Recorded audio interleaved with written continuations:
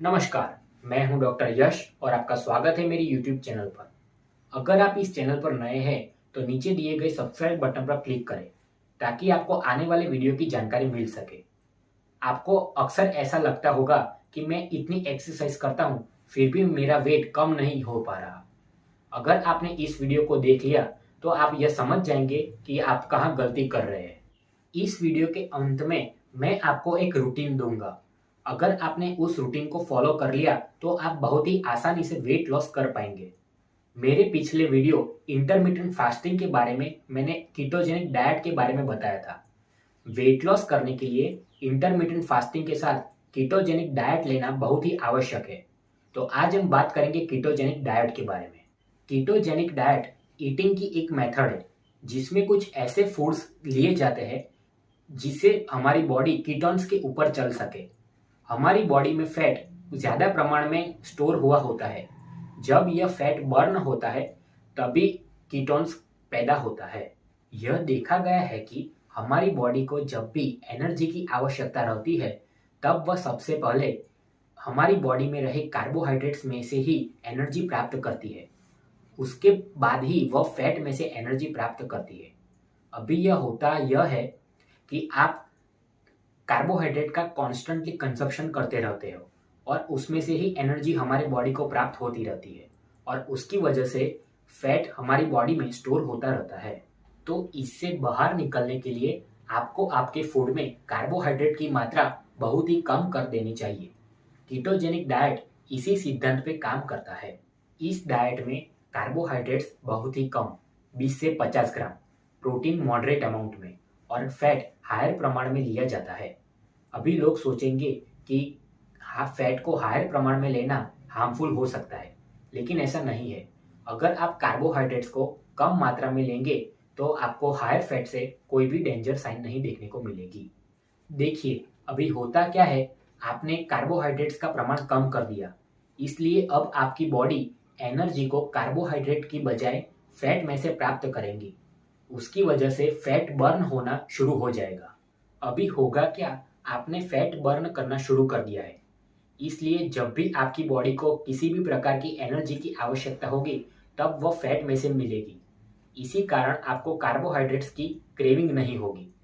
उसी की वजह से भूख नहीं लगेगी और आप लंबे समय तक फूड के बिना रह सकोगे। अब हम कीटोजेनिक डाइट से दूसरे डाइट जैसे कि लो कैलोरी डाइट या फिर लो फैट डाइट को कंपेयर करते हैं। कीटोजेनिक डाइट से वाटर वेट लॉस के साथ साथ फैट लॉस भी होता है, जबकि दूसरे डाइट में सिर्फ वाटर वेट लॉस होता है जो करीब 2 हफ्तों तक चलता है और उसके बाद प्लाटो हो जाता है, यानी कि वेट लॉस होना बंद हो जाता है। दूसरे डाइट एक्सरसाइज पर निर्भर होते हैं, लेकिन उससे केवल 15% कमी ही देखने को मिलती है। कीटोजेनिक डाइट में कार्बोहाइड्रेट कम प्रमाण में होने की वजह से फूड के लिए हंगर तथा क्रेविंग देखने को नहीं मिलती है, लेकिन दूसरे डाइट में कार्बोहाइड्रेट का प्रमाण ज़्यादा होने की वजह से फूड के लिए हंगर तथा क्रेविंग ज़्यादा प्रमाण में देखने को मिलती है। जब आप ज़्यादा मात्रा में कार्बोहाइड्रेट कंज्यूम करते हो तब बॉडी में इंसुलिन का लेवल बढ़ने लगता है। उसकी वजह से आगे जाकर इंसुलिन रेजिस्टेंस पैदा होता है। इंसुलिन रेजिस्टेंस की वजह से बॉडी में डायबिटीज, मेटाबॉलिक सिंड्रोम यानी कि बेली फैट, ब्लड शुगर तथा कोलेस्ट्रॉल का कॉम्बिनेशन का प्रॉब्लम होना, mood disorders, Alzheimer's disease, heart diseases, cancer जैसे कई रोग देखने को मिलते हैं। कैंसर सेल्स मुख्य रूप से शुगर पर ही निर्भर करते हैं। अब हम जानते हैं हेल्थी कीटोजेनिक डाइट के बारे में। हेल्थी कीटोजेनिक डाइट मतलब वो डाइट जिसमें टोटल कैलोरी का 70% फैट में से, 20% प्रोटीन में से, 5% वेजिटेबल्स में से तथा 5% कार्बोहाइड्रेट्स में से मिलता हो।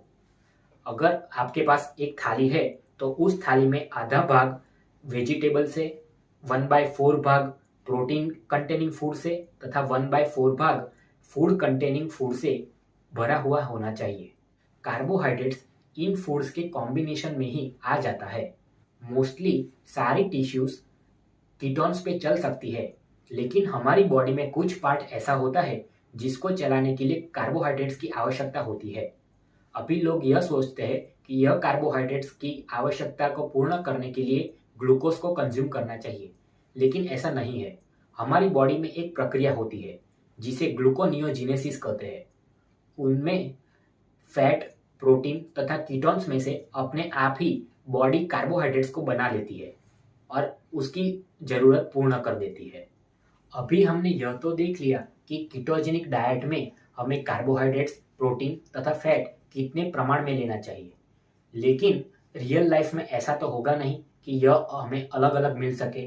तो अब हम फूड की यह लिस्ट देखते हैं जो कीटोजेनिक डाइट में एक्सेप्टेबल हो।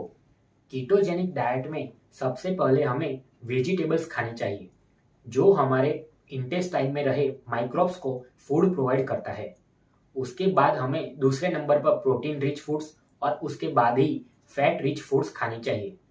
फैट रिच फूड्स पहले नहीं खाने चाहिए क्योंकि उसकी वजह से वह हमारी बॉडी की हंगर को सेटिस्फाई कर देता है। तो सबसे पहले हम देखते हैं फैट रिच फूड्स जो कीटोजेनिक डाइट में एक्सेप्टेबल हो। उसमें avocado, butter, ghee, coconut oil, olive oil, MCT oil, walnut oil, cream का समावेश होता है। उसके बाद है प्रोटीन रिच फूड्स जिसमें चिकन, एग्स, बीफ तथा अन्य प्राणीजन्य मांसाहार का समावेश होता है। वेजिटेबल्स में ककड़ी, पत्ता गोभी, फूल गोभी, गाजर, टमाटर, ग्रीन बीन्स, ब्रोकली, लहसुन, प्याज, मशरूम, पम्पकिन्स, पालक का समावेश होता है। अभी हमने यह तो देख लिया कि हमें क्या खाना चाहिए। अभी हम यह देखते हैं कि हमें क्या नहीं खाना चाहिए। इसके लिए यहाँ दिखाए गए लिस्ट में से सारी वस्तुएं हमें अवॉइड करनी चाहिए। आप इस पेज का स्क्रीनशॉट ले सकते हो ताकि आपको आने वाले समय में इसकी जानकारी मिल सके।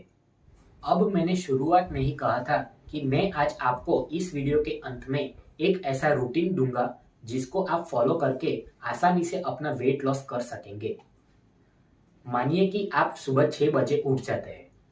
अभी आपको सुबह उठने के बाद अपना ब्रेकफास्ट अवॉइड करना चाहिए, यानी कि नहीं खाना चाहिए। अगर आप अपना ब्रेकफास्ट अवॉइड नहीं कर सकते तो आपको कॉफ़ी में एमसीटी ऑयल या फिर बटर को डालकर कंज्यूम करना चाहिए। अभी 7:30 से 8:30 के बीच में आपको एक्सरसाइज करनी चाहिए क्योंकि उस समय कॉर्टिसोल का लेवल बहुत ही हाई होता है। अभी आपको आपका पहला मील दोपहर 12 बजे के आसपास लेना चाहिए तथा दूसरा मील शाम को 6 बजे के आसपास, यानी कि पहले और दूसरे मील के बीच 6 घंटे का फर्क होना चाहिए। आपको आपके मील में फूड कुछ इस तरीके से ऐड करने चाहिए जो हमने वीडियो के आगे वाले पार्ट में दिखाया। इस रूटीन को फॉलो करके कीटोजेनिक डाइट के साथ साथ इंटरमिटेंट फास्टिंग भी आप अपनी लाइफ में अप्लाई कर रहे हैं। अभी आपको शाम के 6 बजे से दूसरे दिन दोपहर 12 बजे तक कुछ भी नहीं खाना है, यानी कि फास्ट करना है। इसे फास्टिंग पीरियड कहते हैं। इस फास्टिंग पीरियड में आप पानी, चाय, कॉफ़ी तथा विटामिन सप्लीमेंट्स ले सकते हैं। इस रूटीन को अगले कुछ महीने फॉलो करके आप आसानी से अपना वेट लॉस कर सकते हैं। तो यह थी जानकारी कीटोजेनिक डाइट के बारे में। इस वीडियो को लाइक करें और शेयर करके अधिकतम से अधिकतम लोगों तक पहुंचाएं ताकि उनको भी इस इंफॉर्मेशन का लाभ मिल सके। Thank you.